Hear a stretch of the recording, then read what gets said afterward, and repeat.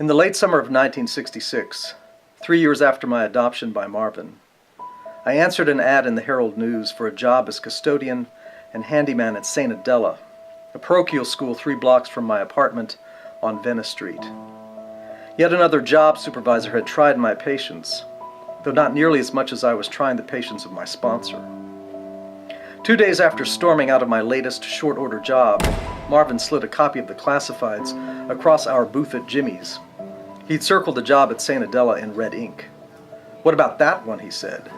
"Career change will do you good." I'd seen the ad myself that afternoon and dismissed it for reasons I couldn't begin to specify. It would have taken more insight than I could possibly muster.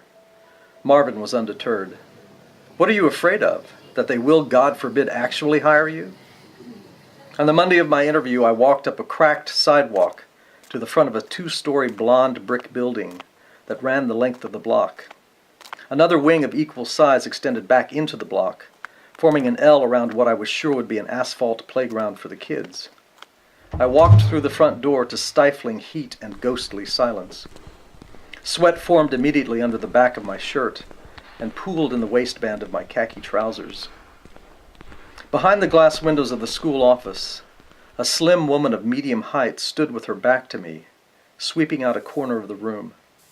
Her hair was light brown, cut to the middle of her neck. She wore a dark blue dress.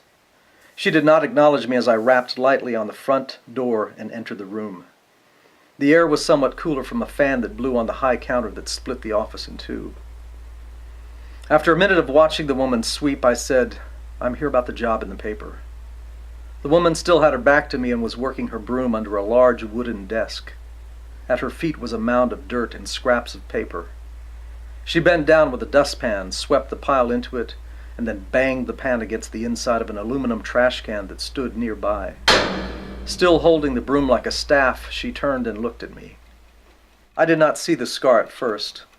I was drawn first to her eyes, large, deep, blue eyes, that both pulled at me and had also held me firmly in place. There was a shadow of violence in them that seemed to echo the slam of the dustpan a moment earlier. The scar was almost a trick, a thin line snaking down the right side of her face, just out of reach of the hair that framed her jaw. At the moment at which I saw the scar, she spoke. "And you are?" she said. "Mac. Folks call me Mac," I answered lightly, foolishly. I felt a tick pulse at the edge of my nervous grin. "Mister?" she said, ignoring my attempt at informality. Her left hand gripped the broomstick, as if she held a favored weapon. I felt both a fear of her and oddly a howling despair for her as well. She was a woman clearly younger than I, and yet in some way only hinted at by her scar. Life had mangled her. "Mr. Bollinger," I replied. "Mr. Bollinger, I may presume that you are a drunk?" Briefly, I saw the image of Marvin's face staring at me. "Yes, ma'am," I said. "I am a drunk." She smiled ruefully. "Good." "Good?" I said, lost by her answer. Her cracked smile was gone.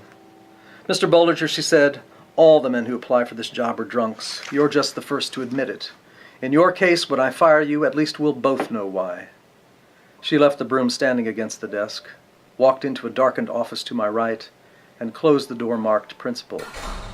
That night, over our coffees, Marvin's sentiments were blunt. "Damn, Mac, God done sent you an angel."